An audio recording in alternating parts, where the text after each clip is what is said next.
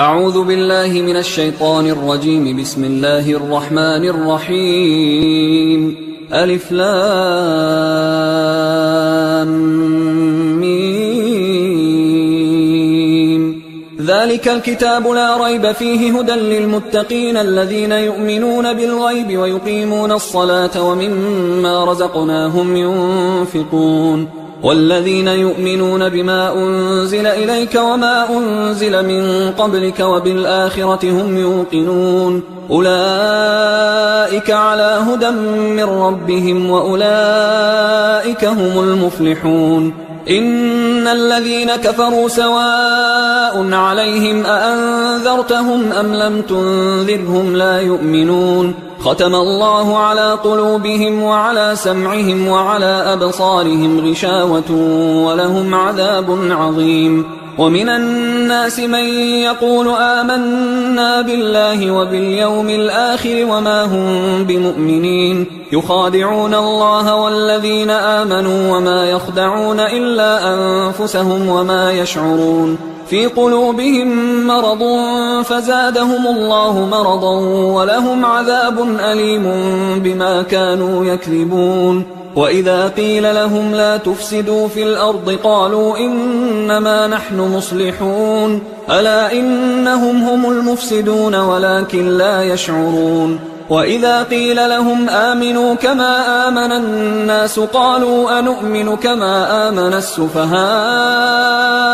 ألا إنهم هم السفهاء ولكن لا يعلمون. وإذا لقوا الذين آمنوا قالوا آمنا وإذا خلوا إلى شياطينهم قالوا إنا معكم إنما نحن مستهزئون. الله يستهزئ بهم ويمدهم في طغيانهم يعمهون. أولئك الذين اشتروا الضلالة بالهدى فما ربحت تجارتهم وما كانوا مهتدين. مثلهم كمثل الذي استوقد نارا فلما أضاءت ما حوله ذهب الله بنورهم وتركهم في ظلمات لا يبصرون. صم بكم عمي فهم لا يرجعون. أو كصيب من السماء فيه ظلمات ورعد وبرق يجعلون أصابعهم في آذانهم من الصواعق حذر الموت والله محيط بالكافرين. يكاد البرق يخطف أبصارهم كلما أضاء لهم مشوا فيه وإذا أظلم عليهم قاموا ولو شاء الله لذهب بسمعهم وأبصارهم إن الله على كل شيء قدير. يا أيها الناس اعبدوا ربكم الذي خلقكم والذين من قبلكم لعلكم تتقون. الذي جعل لكم الأرض فراشا والسماء بناء وأنزل من السماء ماء فأخرج به من الثمرات رزقا لكم فلا تجعلوا لله أندادا وأنتم تعلمون. وإن كنتم في ريب مما نزلنا على عبدنا فأتوا بسورة من مثله وادعوا شهداءكم من دون الله إن كنتم صادقين. فإن لم تفعلوا ولن تفعلوا فاتقوا النار التي وقودها الناس والحجارة أعدت للكافرين. وبشر الذين آمنوا وعملوا الصالحات أن لهم جنات تجري من تحتها الأنهار كلما رزقوا منها من ثمرة رزقا قالوا هذا الذي رزقنا من قبل وأتوا به متشابها ولهم فيها أزواج مطهرة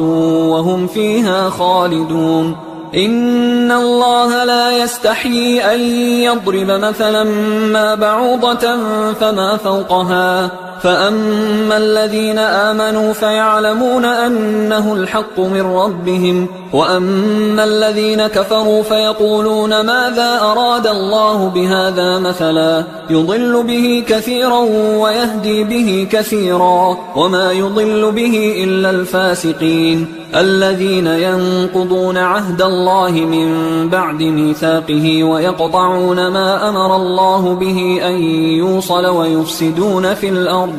أولئك هم الخاسرون. كيف تكفرون بالله وكنتم أمواتا فأحياكم ثم يميتكم ثم يحييكم ثم إليه ترجعون. هو الذي خلق لكم ما في الأرض جميعا ثم استوى إلى السماء فسواهن 7 سماوات وهو بكل شيء عليم. وإذ قال ربك للملائكة إني جاعل في الأرض خليفة قالوا أتجعل فيها من يفسد فيها ويسفك الدماء ونحن نسبح بحمدك ونقدس لك قال إني أعلم ما لا تعلمون. وعلم آدم الأسماء كلها ثم عرضهم على الملائكة فقال أنبئوني بأسماء هؤلاء إن كنتم صادقين. قالوا سبحانك لا علم لنا إلا ما علمتنا إنك أنت العليم الحكيم. قال يا آدم أنبئهم بأسمائهم فلما أنبأهم بأسمائهم قال ألم أقل لكم إني أعلم غيب السماوات والأرض وأعلم ما تبدون وما كنتم تكتمون. وإذ قلنا للملائكة اسجدوا لآدم فسجدوا إلا إبليس أبى واستكبر وكان من الكافرين. وقلنا يا آدم اسكن أنت وزوجك الجنة وكلا منها رغدا حيث شئتما ولا تقربا هذه الشجرة فتكونا من الظالمين. فأزلهما الشيطان عنها فأخرجهما مما كانا فيه وقلنا اهبطوا بعضكم لبعض عدو ولكم في الأرض مستقر ومتاع إلى حين. فتلقى آدم من ربه كلمات فتاب عليه إنه هو التواب الرحيم. قلنا اهبطوا منها جميعا فإما يأتينكم مني هدى فمن تبع هداي فلا خوف عليهم ولا هم يحزنون. والذين كفروا وكذبوا بآياتنا أولئك أصحاب النار هم فيها خالدون. يا بني إسرائيل اذكروا نعمتي التي أنعمت عليكم وأوفوا بعهدي أوف بعهدكم وإياي فارهبون. وآمنوا بما أنزلت مصدقا لما معكم ولا تكونوا أول كافر به ولا تشتروا بآياتي ثمنا قليلا وإياي فاتقون. ولا تلبسوا الحق بالباطل وتكتموا الحق وأنتم تعلمون. وأقيموا الصلاة وآتوا الزكاة واركعوا مع الراكعين. أتأمرون الناس بالبر وتنسون أنفسكم وأنتم تتلون الكتاب أفلا تعقلون. واستعينوا بالصبر والصلاة وإنها لكبيرة إلا على الخاشعين الذين يظنون أنهم ملاقو ربهم وأنهم إليه راجعون. يا بني إسرائيل اذكروا نعمتي التي أنعمت عليكم وأني فضلتكم على العالمين. واتقوا يوما لا تجزي نفس عن نفس شيئا ولا يقبل منها شفاعة ولا يؤخذ منها عدل ولا هم ينصرون. وإذ نجيناكم من آل فرعون يسومونكم سوء العذاب يذبحون أبناءكم ويستحيون نساءكم وفي ذلكم بلاء من ربكم عظيم. وإذ فرقنا بكم البحر فأنجيناكم وأغرقنا آل فرعون وأنتم تنظرون. وإذ واعدنا موسى 40 ليلة ثم اتخذتم العجل من بعده وأنتم ظالمون. ثم عفونا عنكم من بعد ذلك لعلكم تشكرون وإذ آتينا موسى الكتاب والفرقان لعلكم تهتدون وإذ قال موسى لقومه يا قوم إنكم ظلمتم أنفسكم باتخاذكم العجل فتوبوا إلى بارئكم فاقتلوا أنفسكم ذلكم خير لكم عند بارئكم فتاب عليكم إنه هو التواب الرحيم وإذ قلتم يا موسى لن نؤمن لك حتى نرى الله جهرة فأخذتكم الصاعقة وأنتم تنظرون ثم بعثناكم من بعد موتكم لعلكم تشكرون وظللنا عليكم الغمام وأنزلنا عليكم المن والسلوى كلوا من طيبات ما رزقناكم وما ظلمونا ولكن كانوا أنفسهم يظلمون وإذ قلنا ادخلوا هذه القرية فكلوا منها حيث شئتم رغدا وادخلوا الباب سجدا وقولوا حطة نغفر لكم خطاياكم وسنزيد المحسنين فبدل الذين ظلموا قولا غير الذي قيل لهم فأنزلنا على الذين ظلموا رجزا من السماء بما كانوا يفسقون وإذ استسقى موسى لقومه فقلنا اضرب بعصاك الحجر فانفجرت منه 12 عينا قد علم كل أناس مشربهم كلوا واشربوا من رزق الله ولا تعثوا في الأرض مفسدين وإذ قلتم يا موسى لن نصبر على طعام واحد فادع لنا ربك يخرج لنا مما تنبت الأرض من بقلها وقثائها وفومها وعدسها وبصلها قال أتستبدلون الذي هو أدنى بالذي هو خير اهبطوا مصرا فإن لكم ما سألتم وضربت عليهم الذلة والمسكنة وباءوا بغضب من الله ذلك بأنهم كانوا يكفرون بآيات الله ويقتلون النبيين بغير الحق ذلك بما عصوا وكانوا يعتدون إن الذين آمنوا والذين هادوا والنصارى والصابئين من آمن بالله واليوم الآخر وعمل صالحا فلهم أجرهم عند ربهم ولا خوف عليهم ولا هم يحزنون وإذ أخذنا ميثاقكم ورفعنا فوقكم الطور خذوا ما آتيناكم بقوة واذكروا ما فيه لعلكم تتقون ثم توليتم من بعد ذلك فلولا فضل الله عليكم ورحمته لكنتم من الخاسرين ولقد علمتم الذين اعتدوا منكم في السبت فقلنا لهم كونوا قردة خاسئين فجعلناها نكالا لما بين يديها وما خلفها وموعظة للمتقين وإذ قال موسى لقومه إن الله يأمركم أن تذبحوا بقرة قالوا أتتخذنا هزوا قال أعوذ بالله أن أكون من الجاهلين قالوا ادع لنا ربك يبين لنا ما هي قال إنه يقول إنها بقرة لا فارض ولا بكر عوان بين ذلك فافعلوا ما تؤمرون قالوا ادع لنا ربك يبين لنا ما لونها قال إنه يقول إنها بقرة صفراء فاقع لونها تسر الناظرين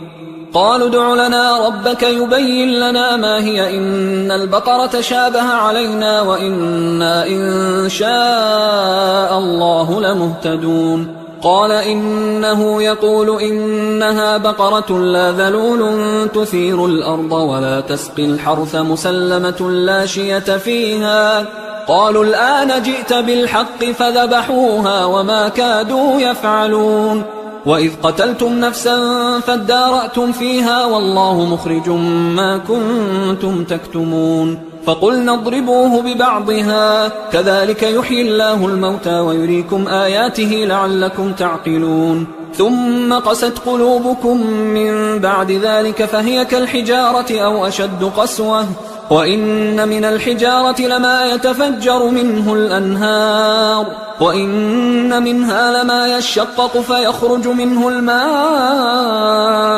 وإن منها لما يهبط من خشية الله وما الله بغافل عما تعملون. أفتطمعون أن يؤمنوا لكم وقد كان فريق منهم يسمعون كلام الله ثم يحرفونه من بعد ما عقلوه وهم يعلمون. وإذا لقوا الذين آمنوا قالوا آمنا وإذا خلا بعضهم إلى بعض قالوا أتحدثونهم بما فتح الله عليكم ليحاجوكم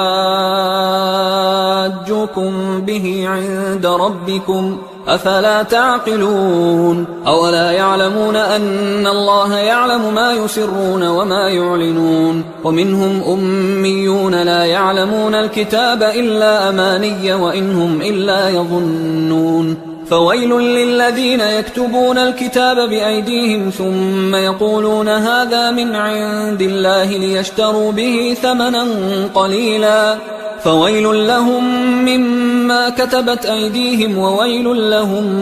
مما يكسبون. وقالوا لن تمسنا النار إلا أياما معدودة قل أتخذتم عند الله عهدا فلن يخلف الله عهده أم تقولون على الله ما لا تعلمون. بلى من كسب سيئة وأحاطت به خطيئته فأولئك أصحاب النار هم فيها خالدون. والذين آمنوا وعملوا الصالحات أولئك أصحاب الجنة هم فيها خالدون. وإذ أخذنا ميثاق بني إسرائيل لا تعبدون إلا الله وبالوالدين إحسانا وذي القربى واليتامى والمساكين وقولوا للناس حسنا وأقيموا الصلاة وآتوا الزكاة ثم توليتم إلا قليلا منكم وأنتم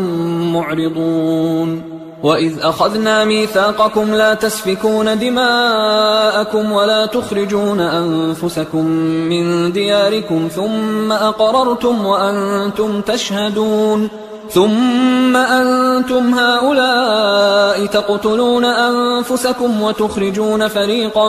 منكم من ديارهم تظاهرون عليهم بالإثم والعدوان وإن يأتوكم أسارى تفادوهم وهو محرم عليكم إخراجهم أفتؤمنون ببعض الكتاب وتكفرون ببعض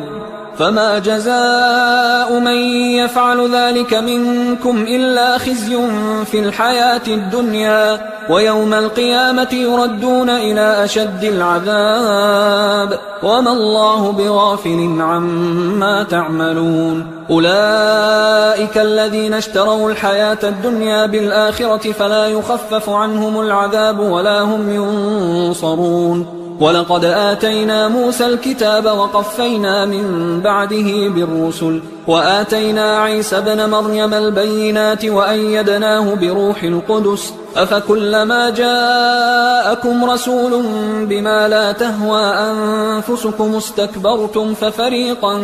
كذبتم وفريقا تقتلون. وقالوا قلوبنا غلف بل لعنهم الله بكفرهم فقليلا ما يؤمنون. ولما جاءهم كتاب من عند الله مصدق لما معهم وكانوا من قبل يستفتحون على الذين كفروا فلما جاءهم ما عرفوا كفروا به فلعنة الله على الكافرين. بئس ما اشتروا به أنفسهم أن يكفروا بما أنزل الله بغيا أن ينزل الله من فضله على من يشاء من عباده فباءوا بغضب على غضب وللكافرين عذاب مهين. وإذا قيل لهم آمنوا بما أنزل الله قالوا نؤمن بما أنزل علينا ويكفرون بما وراءه وهو الحق مصدقا لما معهم. قل فلم تقتلون أنبياء الله من قبل إن كنتم مؤمنين ولقد جاءكم موسى بالبينات ثم اتخذتم العجل من بعده وأنتم ظالمون وإذ أخذنا ميثاقكم ورفعنا فوقكم الطور خذوا ما آتيناكم بقوة واسمعوا قالوا سمعنا وعصينا وأشربوا في قلوبهم العجل بكفرهم قل بئس ما يأمركم به إيمانكم إن كنتم مؤمنين قل إن كانت لكم الدار الآخرة عند الله خالصة من دون الناس فتمنوا الموت إن كنتم صادقين ولن يتمنوه أبدا بما قدمت أيديهم والله عليم بالظالمين ولتجدنهم أحرص الناس على حياة ومن الذين أشركوا يود أحدهم لو يعمر 1000 سنة وما هو بمزحزحه من العذاب أن يعمر والله بصير بما يعملون قل من كان عدوا لجبريل فإنه نزله على قلبك بإذن الله مصدقا لما بين يديه وهدى وبشرى للمؤمنين من كان عدوا لله وملائكته ورسله وجبريل وميكال فإن الله عدو للكافرين ولقد أنزلنا إليك آيات بينات وما يكفر بها إلا الفاسقون أوكلما عاهدوا عهدا نبذه فريق منهم بل أكثرهم لا يؤمنون ولما جاءهم رسول من عند الله مصدق لما معهم نبذ فريق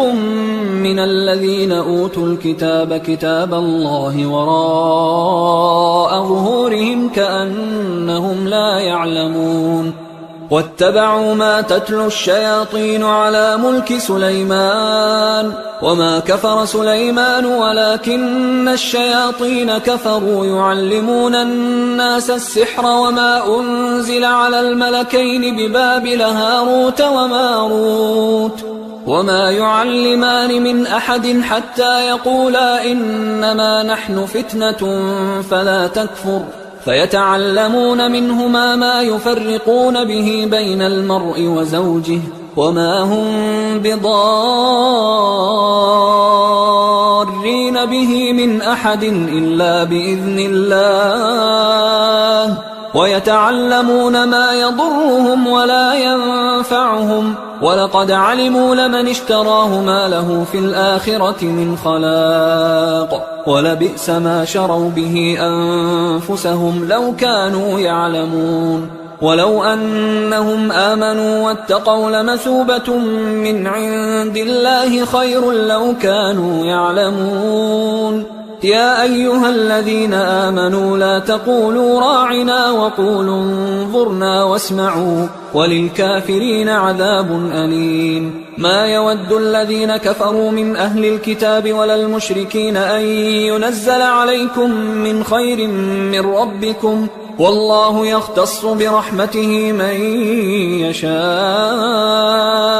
والله ذو الفضل العظيم ما ننسخ من آية أو ننسها نأت بخير منها أو مثلها ألم تعلم أن الله على كل شيء قدير ألم تعلم أن الله له ملك السماوات والأرض وما لكم من دون الله من ولي ولا نصير أم تريدون أن تسألوا رسولكم كما سئل موسى من قبل ومن يتبدل الكفر بالإيمان فقد ضل سواء السبيل ود كثير من أهل الكتاب لو يردونكم من بعد إيمانكم كفارا حسدا من عند أنفسهم من بعد ما تبين لهم الحق فاعفوا واصفحوا حتى يأتي الله بأمره إن الله على كل شيء قدير وأقيموا الصلاة وآتوا الزكاة وما تقدموا لأنفسكم من خير تجدوه عند الله إن الله بما تعملون بصير وقالوا لن يدخل الجنة إلا من كان هودا أو نصارى تلك أمانيهم قل هاتوا برهانكم إن كنتم صادقين بلى من أسلم وجهه لله وهو محسن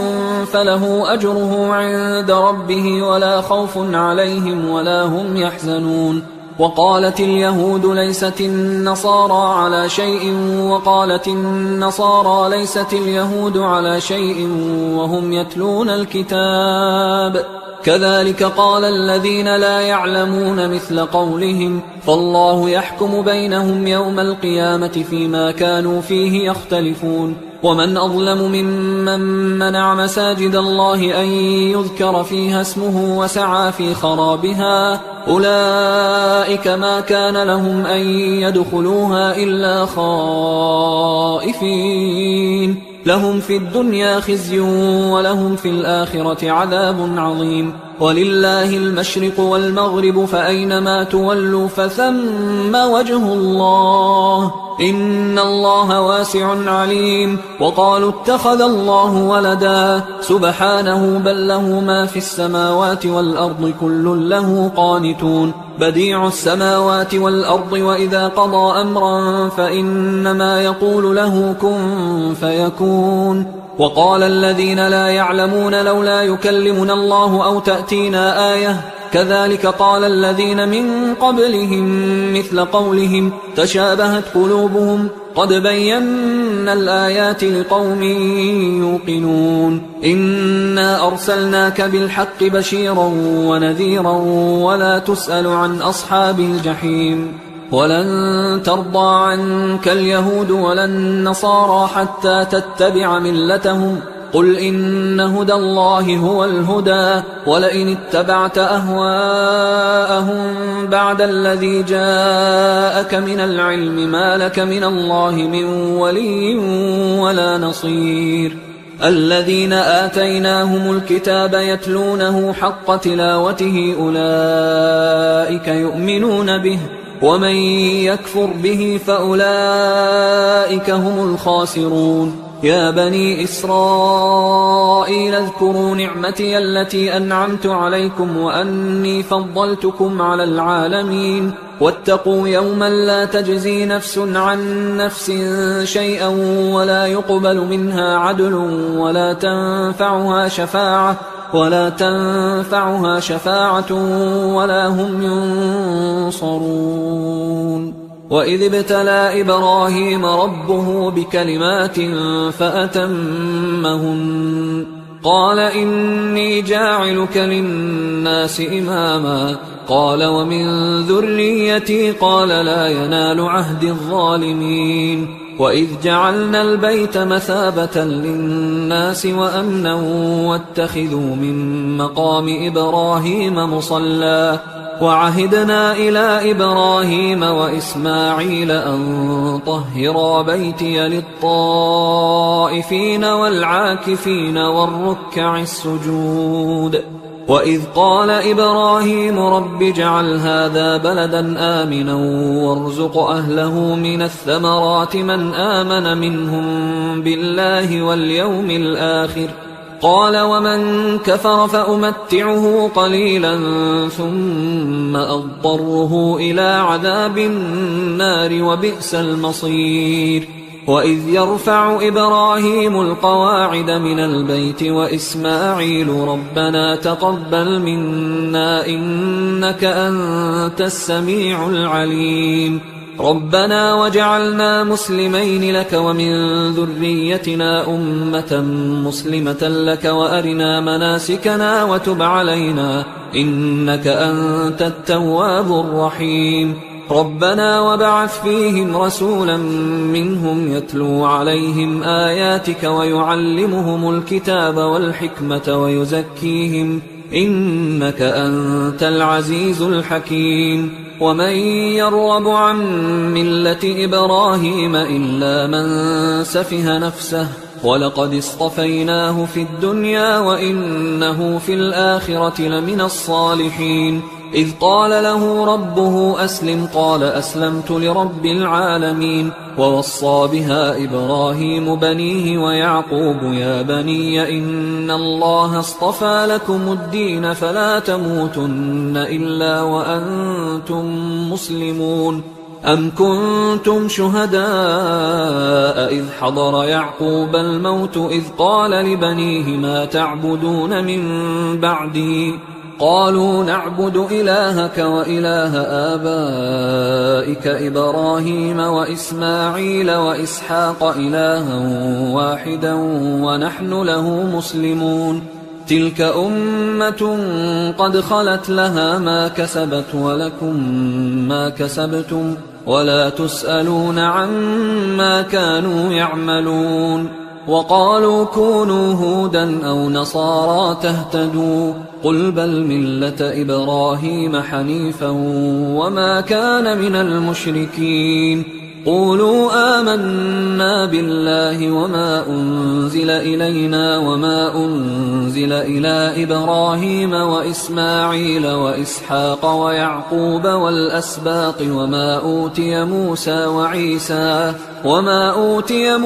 وعيسى وما أوتي النبيون من ربهم لا نفرق بين أحد منهم ونحن له مسلمون. فإن آمنوا بمثل ما آمنتم به فقد اهتدوا وإن تولوا فإنما هم في شقاق فسيكفيكهم الله وهو السميع العليم. صبغة الله ومن أحسن من الله صبغة ونحن له عابدون. قل أتحاجوننا في الله وهو ربنا وربكم ولنا أعمالنا ولكم أعمالكم ونحن له مخلصون. أم تقولون إن إبراهيم وإسماعيل وإسحاق ويعقوب والأسباط كانوا هودا أو نصارى قل أأنتم أعلم أم الله ومن أظلم ممن كتم شهادة عنده من الله وما الله بغافل عما تعملون. تلك أمة قد خلت لها ما كسبت ولكم ما كسبتم ولا تسألون عما كانوا يعملون. سيقول السفهاء من الناس ما ولاهم عن قبلتهم التي كانوا عليها قل لله المشرق والمغرب يهدي من يشاء إلى صراط مستقيم. وكذلك جعلناكم أمة وسطا لتكونوا شهداء على الناس ويكون الرسول عليكم شهيدا. وما جعلنا القبلة التي كنت عليها إلا لنعلم من يتبع الرسول ممن ينقلب على عقبيه وإن كانت لكبيرة إلا على الذين هدى الله وما كان الله ليضيع إيمانكم إن الله بالناس لرؤوف رحيم. قد نرى تقلب وجهك في السماء فلنولينك قبلة ترضاها فول وجهك شطر المسجد الحرام وحيث ما كنتم فولوا وجوهكم شطره وإن الذين أوتوا الكتاب ليعلمون أنه الحق من ربهم وما الله بغافل عما يعملون. ولئن أتيت الذين أوتوا الكتاب بكل آية ما تبعوا قبلتك وما أنت بتابع قبلتهم وما بعضهم بتابع قبلة بعض ولئن اتبعت أهواءهم من بعد ما جاءك من العلم إنك إذا لمن الظالمين. الذين آتيناهم الكتاب يعرفونه كما يعرفون أبناءهم وإن فريقا منهم ليكتمون الحق وهم يعلمون الحق من ربك فلا تكونن من الممترين ولكل وجهة هو موليها فاستبقوا الخيرات أينما تكونوا يأت بكم الله جميعا إن الله على كل شيء قدير ومن حيث خرجت فول وجهك شطر المسجد الحرام وإنه للحق من ربك وما الله بغافل عما تعملون ومن حيث خرجت فول وجهك شطر المسجد الحرام وحيث ما كنتم فولوا وجوهكم شطره لئلا يكون للناس عليكم حجة إلا الذين ظلموا منهم فلا تخشوهم واخشوني ولأتم نعمتي عليكم ولعلكم تهتدون كما أرسلنا فيكم رسولا منكم يتلو عليكم آياتنا ويزكيكم ويعلمكم الكتاب والحكمة ويعلمكم ما لم تكونوا تعلمون فاذكروني أذكركم واشكروا لي ولا تكفرون يا أيها الذين آمنوا استعينوا بالصبر والصلاة إن الله مع الصابرين ولا تقولوا لمن يقتل في سبيل الله أموات بل أحياء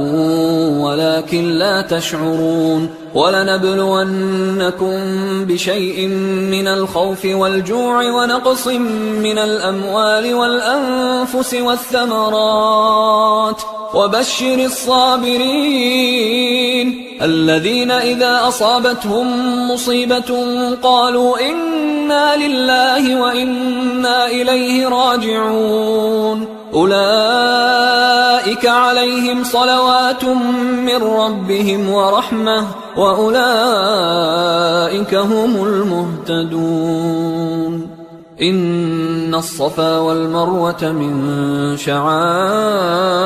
الله فمن حج البيت أو اعتمر فلا جناح عليه أن يطوف بهما ومن تطوع خيرا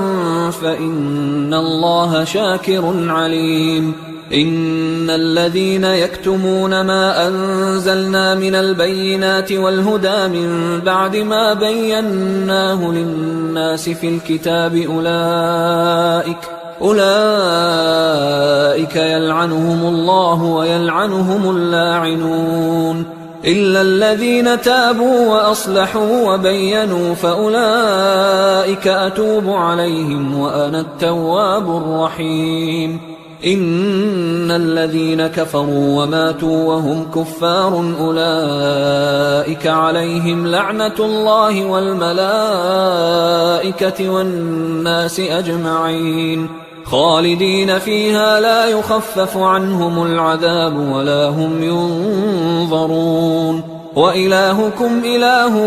واحد لا إله إلا هو الرحمن الرحيم إن في خلق السماوات والأرض واختلاف الليل والنهار والفلك التي تجري في البحر بما ينفع الناس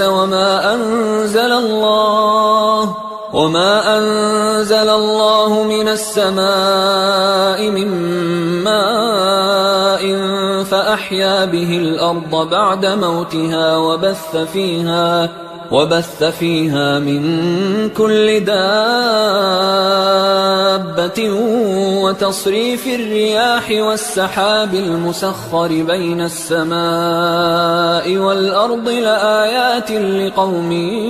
يعقلون ومن الناس من يتخذ من دون الله أندادا يحبونهم كحب الله والذين آمنوا أشد حبا لله ولو يرى الذين ظلموا إذ يرون العذاب أن القوة لله جميعا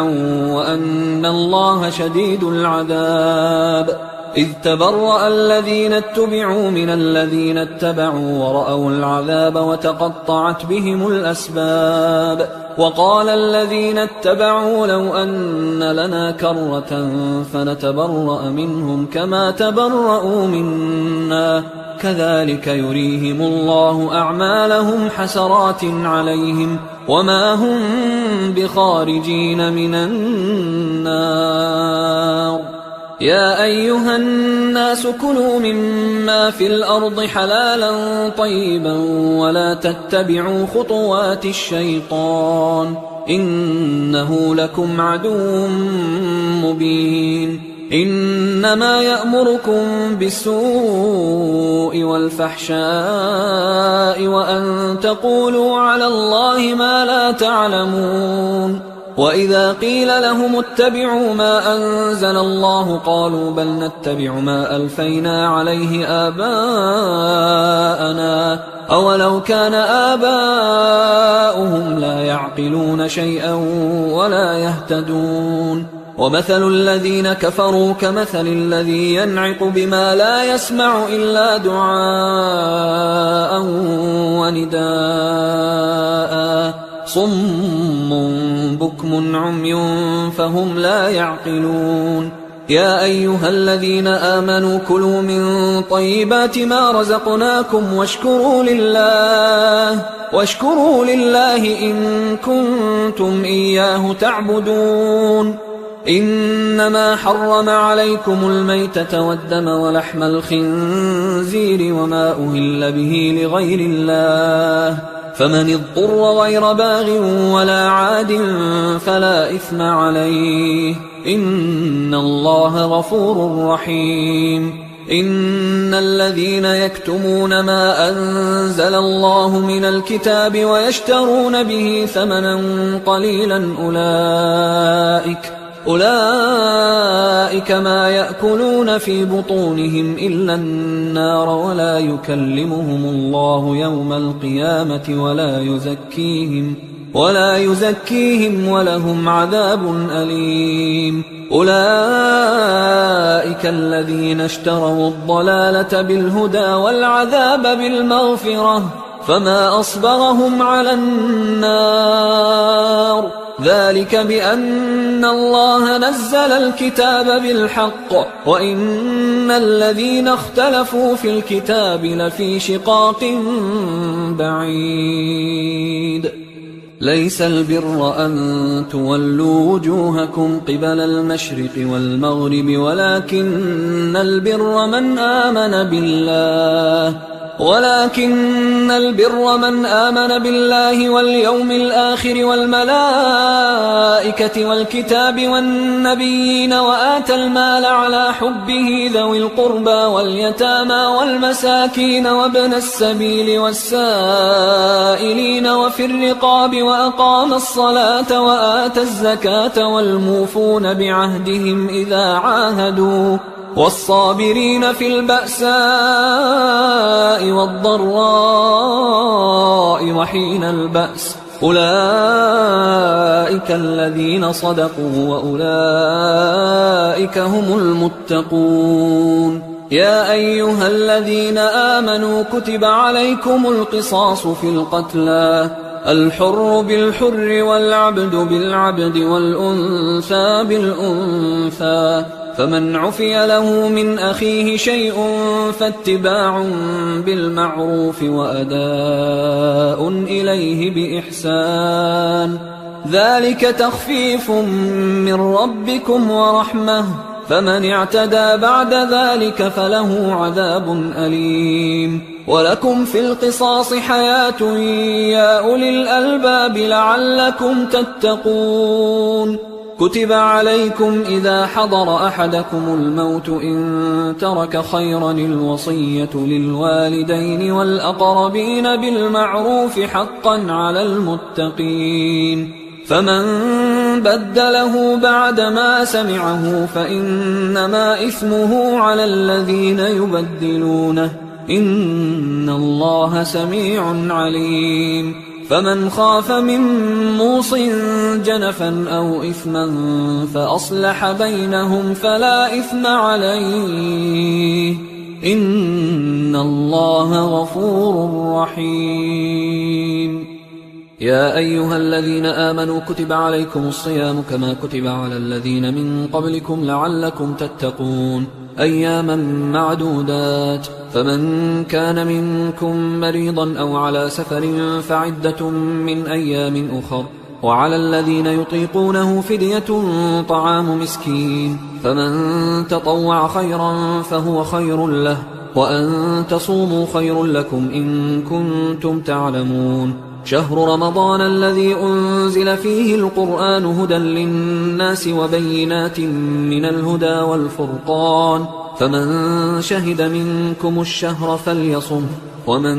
كان مريضا أو على سفر فعدة من أيام أخر، يريد الله بكم اليسر ولا يريد بكم العسر ولتكملوا العدة ولتكبروا الله على ما هداكم ولعلكم تشكرون. وإذا سألك عبادي عني فإني قريب أجيب دعوة الداعي إذا دعان، فليستجيبوا لي وليؤمنوا بي لعلهم يرشدون. أحل لكم ليلة الصيام الرفث إلى نسائكم هن لباس لكم وأنتم لباس لهن، علم الله أنكم كنتم تختانون أنفسكم فتاب عليكم وعفى عنكم، فالآن باشروهن وابتغوا ما كتب الله لكم، وكلوا واشربوا حتى يتبين لكم الخيط الأبيض من الخيط الأسود من الفجر، ثم أتموا الصيام إلى الليل، ولا تباشروهن وأنتم عاكفون في المساجد،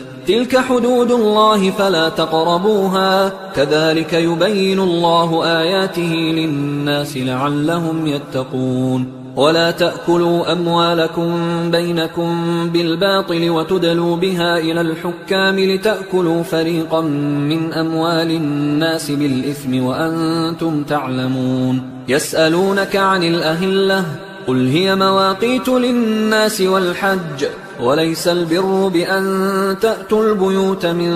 ظهورها ولكن البر من اتقى، وأتوا البيوت من أبوابها واتقوا الله لعلكم تفلحون. وقاتلوا في سبيل الله الذين يقاتلونكم ولا تعتدوا إن الله لا يحب المعتدين. وقتلوهم حيث ثقفتموهم وأخرجوهم من حيث أخرجوكم والفتنة أشد من القتل، ولا تقاتلوهم عند المسجد الحرام حتى يقاتلوكم فيه، فإن قاتلوكم فاقتلوهم، كذلك جزاء الكافرين، فإن انتهوا فإن الله غفور رحيم. وقاتلوهم حتى لا تكون فتنة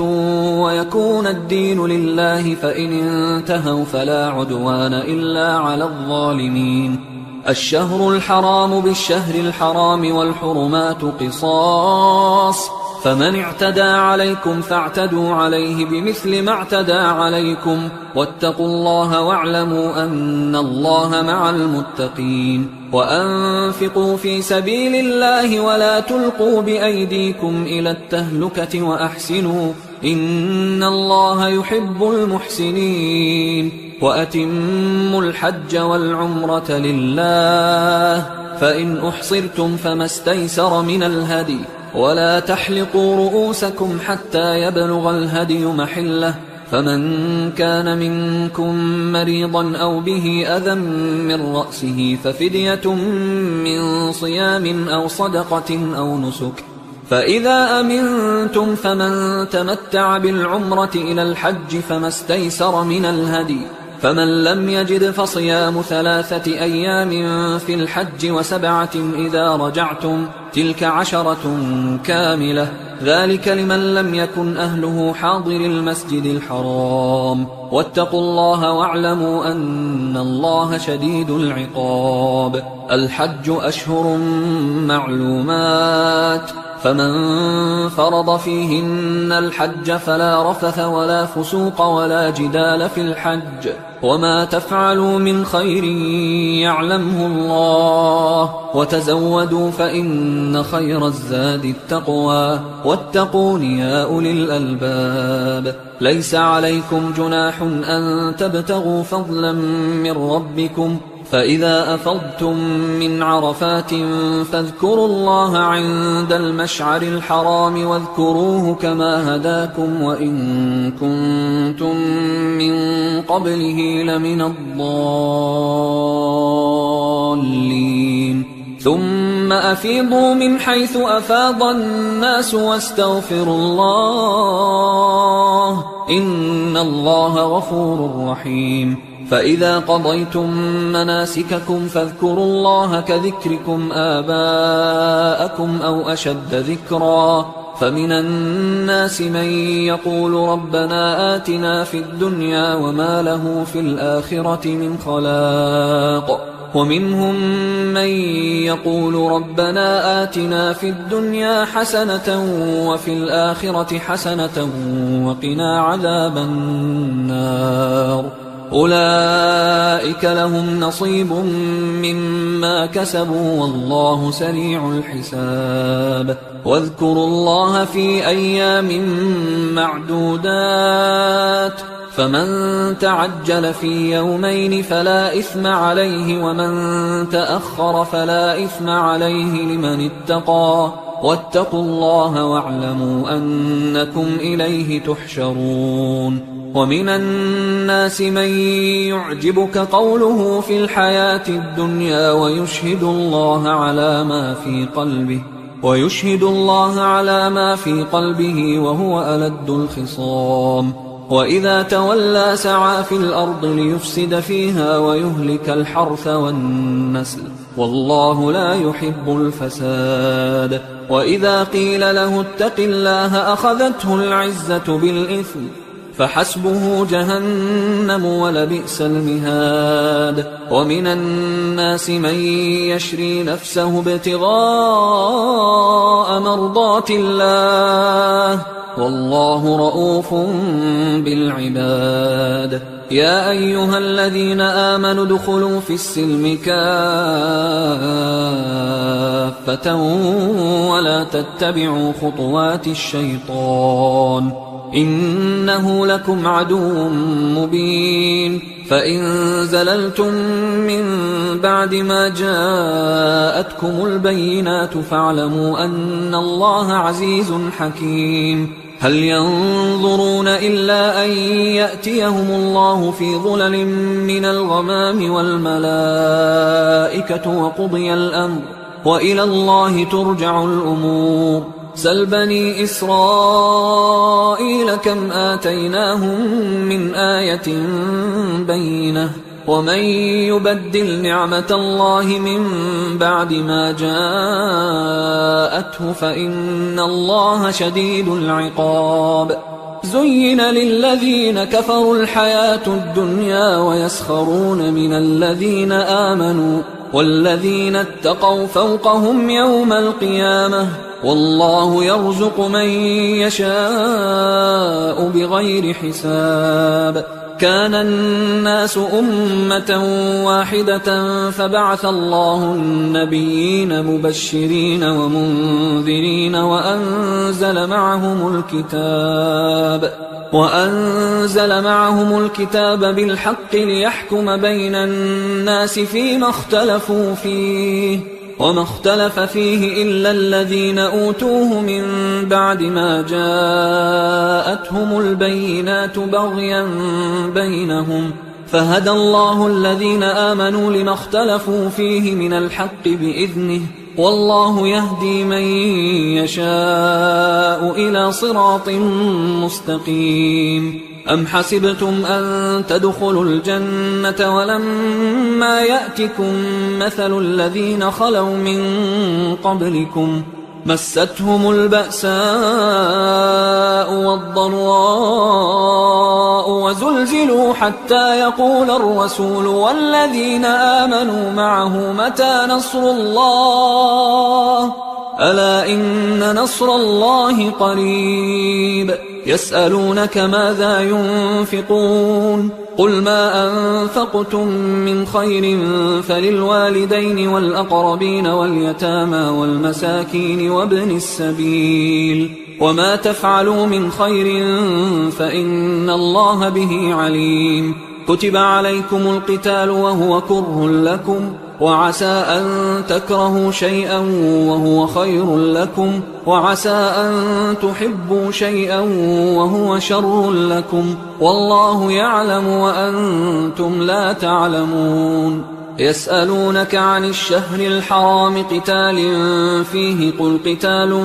فيه كبير وصد عن سبيل الله وكفر به والمسجد الحرام وإخراج أهله منه أكبر عند الله والفتنة أكبر من القتل ولا يزالون يقاتلونكم حتى يردوكم عن دينكم إن استطاعوا ومن يرتدد منكم عن دينه فيمت وهو كافر فأولئك حبطت أعمالهم في الدنيا والآخرة وأولئك أصحاب النار هم فيها خالدون إن الذين آمنوا والذين هاجروا وجاهدوا في سبيل الله أولئك يرجون رحمة الله والله غفور رحيم يسألونك عن الخمر والميسر قل فيهما إثم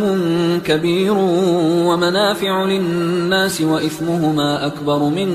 نفعهما ويسألونك ماذا ينفقون قل العفو كذلك يبين الله لكم الآيات لعلكم تتفكرون في الدنيا والآخرة ويسألونك عن اليتامى قل إصلاح لهم خير وإن تخالطوهم فإخوانكم والله يعلم المفسد من المصلح ولو شاء الله لأعنتكم إن الله عزيز حكيم ولا تنكحوا المشركات حتى يؤمنوا ولأمة مؤمنة خير من مشركة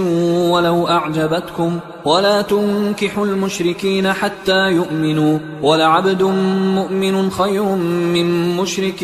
ولو أعجبكم أولئك يدعون إلى النار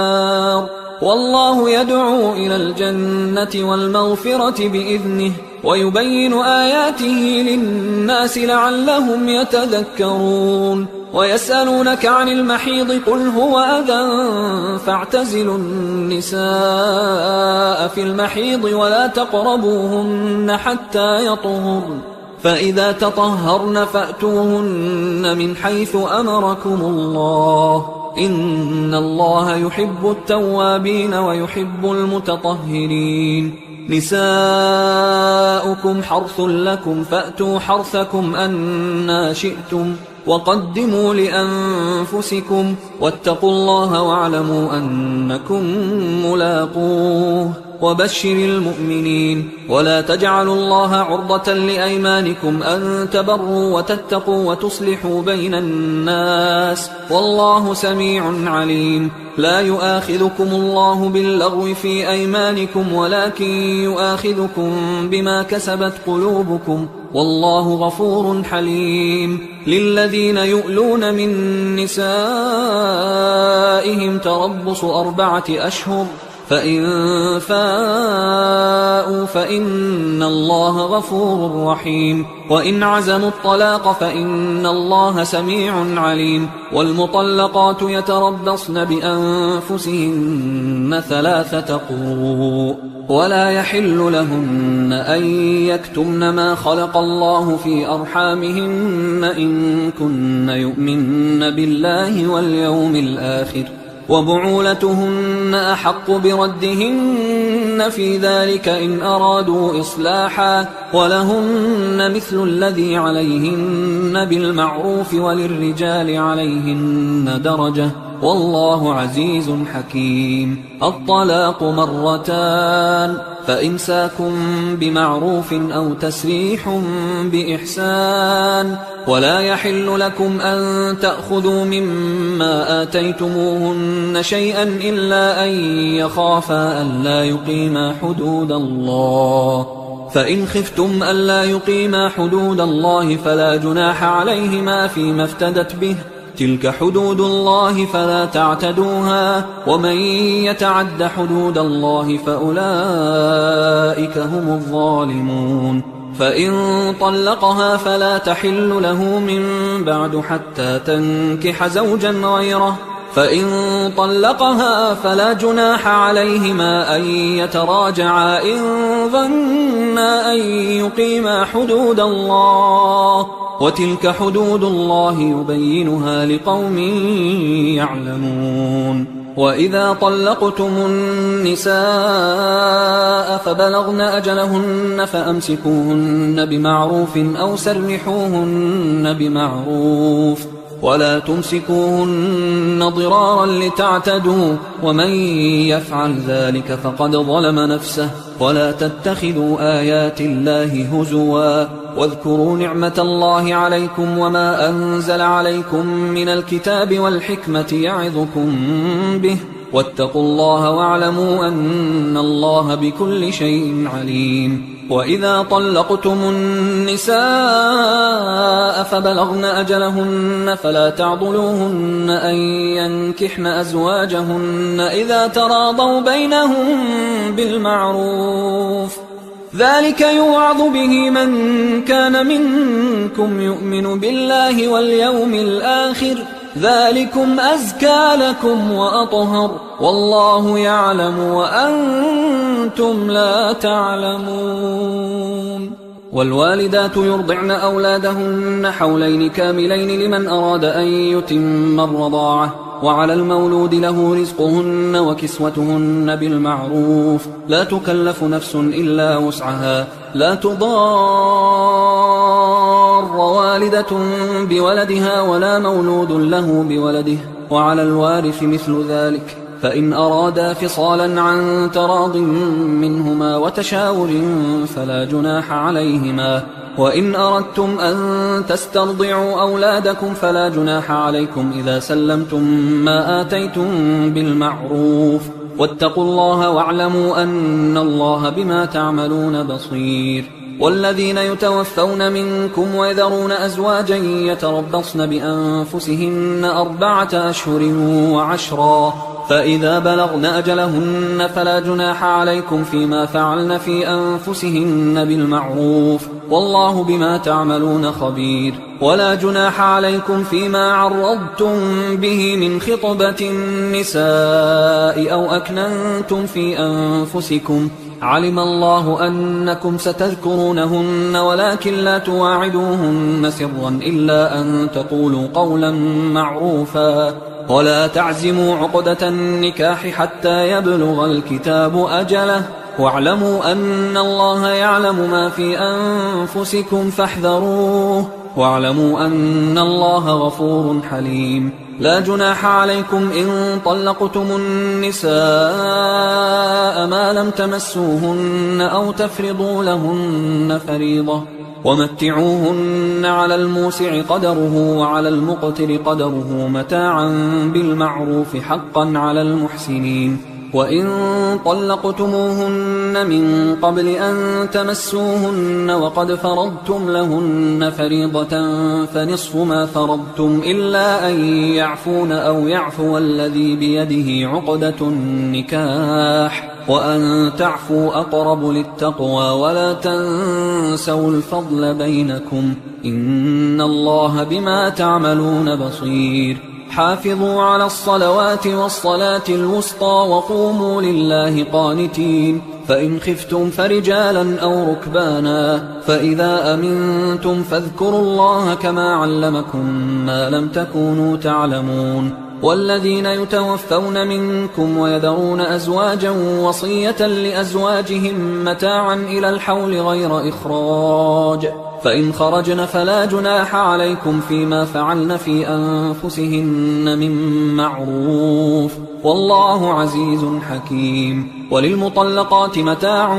بالمعروف حقا على المتقين كذلك يبين الله لكم آياته لعلكم تعقلون ألم تر إلى الذين خرجوا من ديارهم وهم ألوف حذر الموت فقال لهم الله موتوا ثم أحياهم إن الله لذو فضل على الناس ولكن أكثر الناس لا يشكرون وقاتلوا في سبيل الله واعلموا أن الله سميع عليم من ذا الذي يقرض الله قرضا حسنا فيضاعفه له أضعافا كثيرة والله يقبض ويبسط وإليه ترجعون ألم تر إلى الملأ من بني إسرائيل من بعد موسى إذ قالوا لنبي له مبعث لنا ملكا نقاتل في سبيل الله قال هل عسيتم إن كتب عليكم القتال ألا تقاتلوا قالوا وما لنا ألا نقاتل في سبيل الله وقد أخرجنا من ديارنا وأبنائنا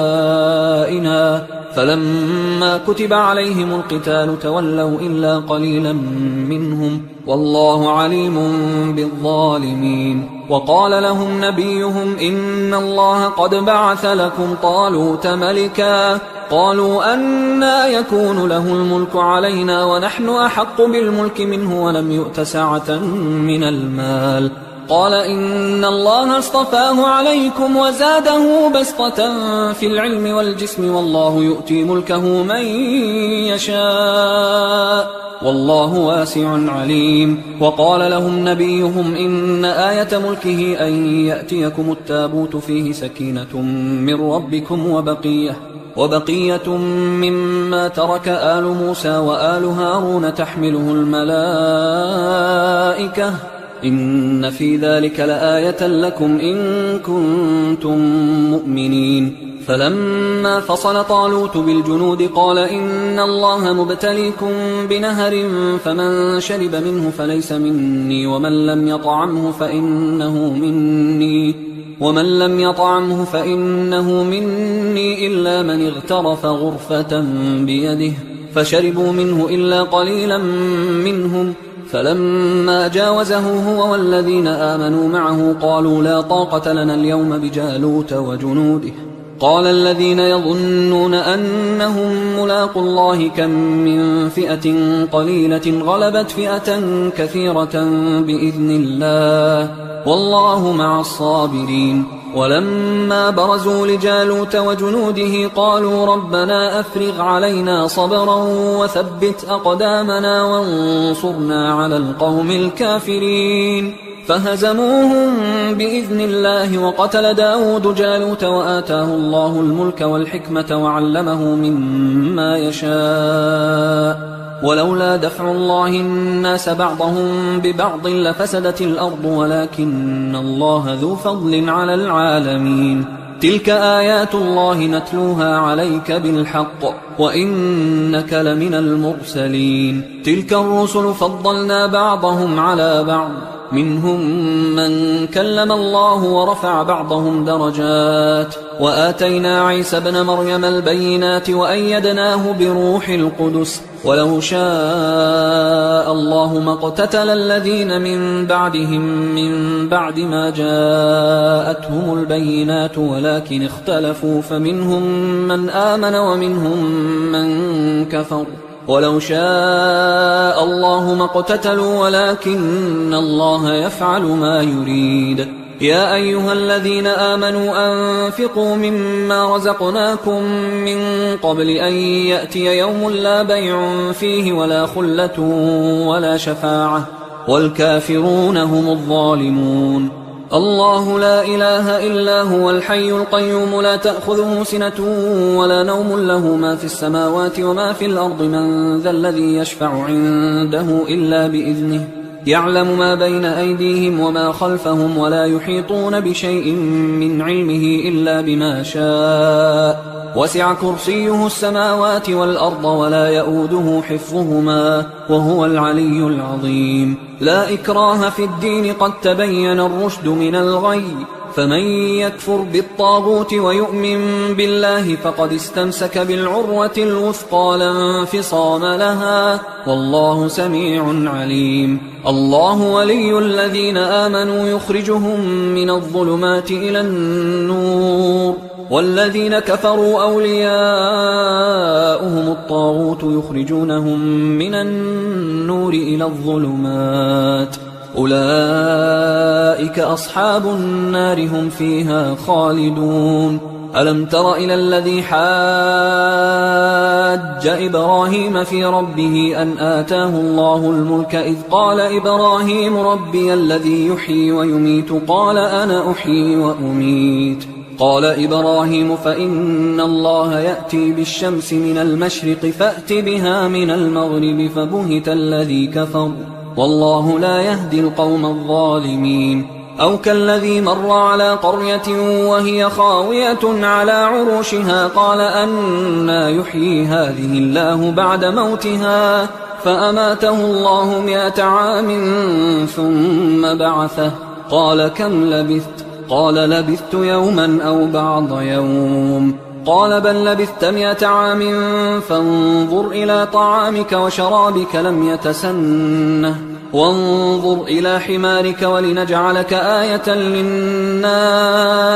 وانظر إلى العظام كيف ننشزها ثم نكسوها لحما فلما تبين له قال أعلم أن الله على كل شيء قدير وإذ قال إبراهيم رب أرني كيف تحيي الموتى قال أولم تؤمن قال بلى ولكن ليطمئن قلبي قال فخذ 4 من الطير فصرهن إليك ثم اجعل على كل جبل منهن جزءا ثم ادعهن يأتينك سعيا واعلم أن الله عزيز حكيم مثل الذين ينفقون أموالهم في سبيل الله كمثل حبة أنبتت 7 سنابل في كل سنبلة 100 حبة والله يضاعف لمن يشاء والله واسع عليم الذين ينفقون أموالهم في سبيل الله ثم لا يتبعون ما أنفقوا منا ولا أذى لهم أجرهم عند ربهم ولا خوف عليهم ولا هم يحزنون قول معروف ومغفرة خير من صدقة يتبعها أذى والله غني حليم يا أيها الذين آمنوا لا تبطلوا صدقاتكم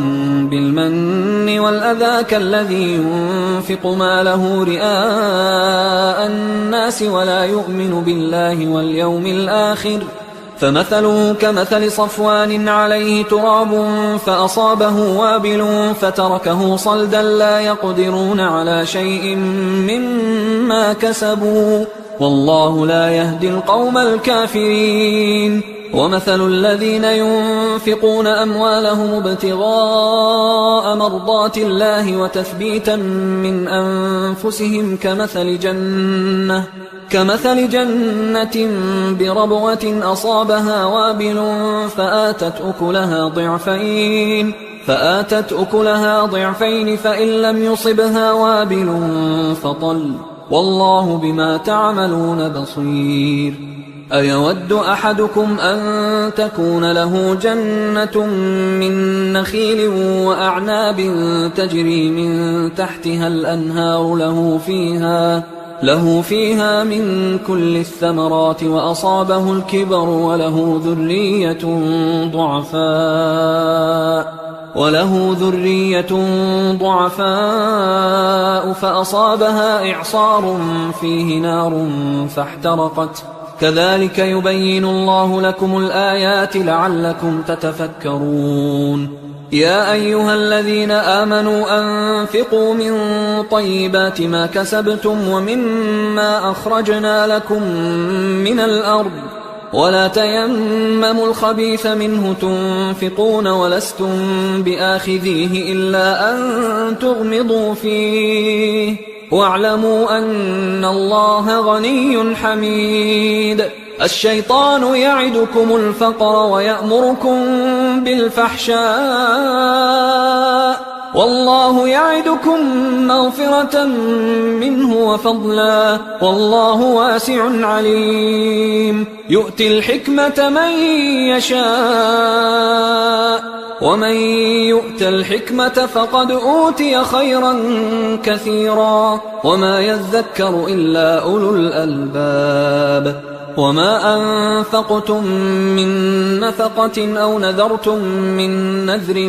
فإن الله يعلمه وما للظالمين من أنصار إن تبدوا الصدقات فنعما هي وإن تخفوها وتؤتوها الفقراء فهو خير لكم ويكفر عنكم من سيئاتكم والله بما تعملون خبير ليس عليك هداهم ولكن الله يهدي من يشاء وما تنفقوا من خير فلأنفسكم وما تنفقون إلا ابتغاء وجه الله وما تنفقوا من خير يوفى إليكم وأنتم لا تظلمون للفقراء الذين أحصروا في سبيل الله لا يستطيعون ضربا في الأرض يحسبهم الجاهل أغنياء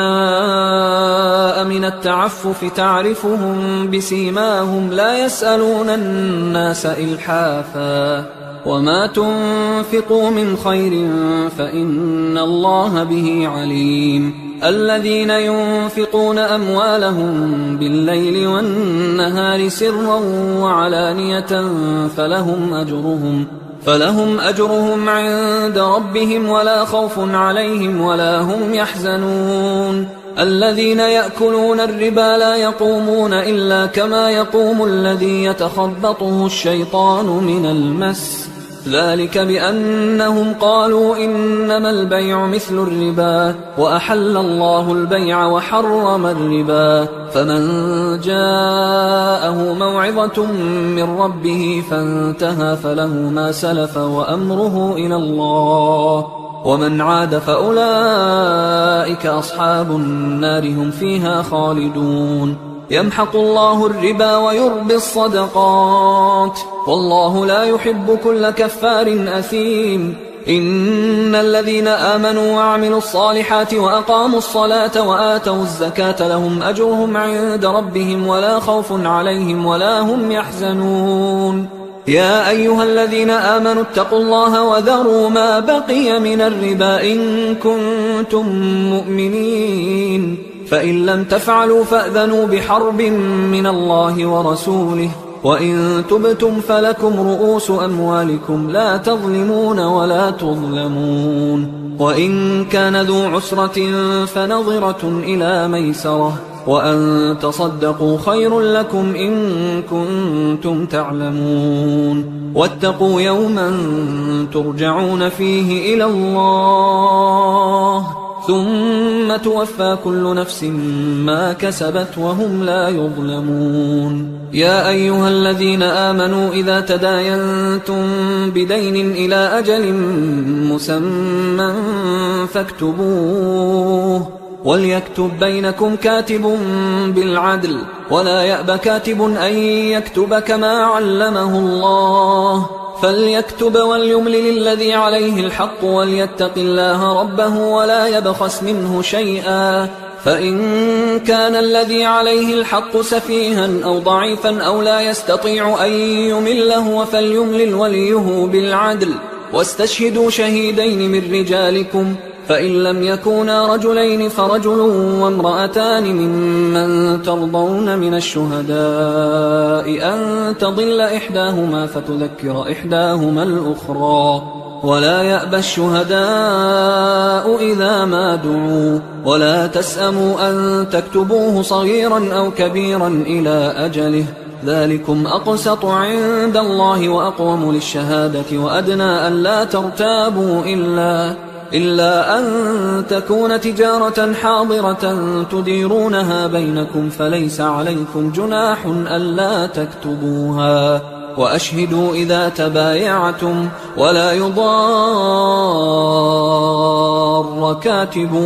ولا شهيد وإن تفعلوا فإنه فسوق بكم واتقوا الله ويعلمكم الله والله بكل شيء عليم وإن كنتم على سفر ولم تجدوا كاتبا فرهان مقبوضة، فإن أمن بعضكم بعضا فليؤدي الذي اؤتمن أمانته وليتق الله ربه ولا تكتموا الشهادة، ومن يكتمها فإنه آثم قلبه والله بما تعملون عليم. لله ما في السماوات وما في الأرض، وإن تبدوا ما في أنفسكم أو تخفوه يحاسبكم به الله فيغفر لمن يشاء ويعذب من يشاء والله على كل شيء قدير. آمن الرسول بما أنزل إليه من ربه والمؤمنون كل آمن بالله وملائكته وكتبه ورسله لا نفرق بين أحد من رسله وقالوا سمعنا وأطعنا غفرانك ربنا وإليك المصير. لا يكلف الله نفسا إلا وسعها، لها ما كسبت وعليها ما اكتسبت، ربنا لا تؤاخذنا إن نسينا أو أخطأنا، ربنا ولا تحمل علينا إصرا كما حملته على الذين من قبلنا، ربنا ولا تحملنا ما لا طاقة لنا به، واعف عنا واغفر لنا وارحمنا أنت مولانا فانصرنا على القوم الكافرين. حصري